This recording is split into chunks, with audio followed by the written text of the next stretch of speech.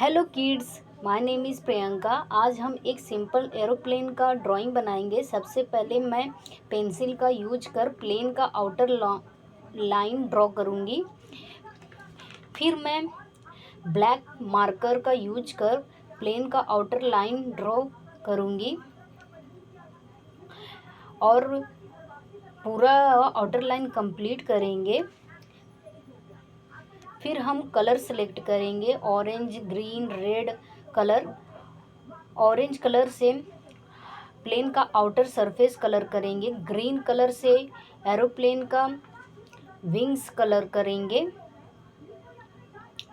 हम धीरे धीरे कलर करेंगे जिससे कलर बाहर ना निकले, ये ध्यान देंगे।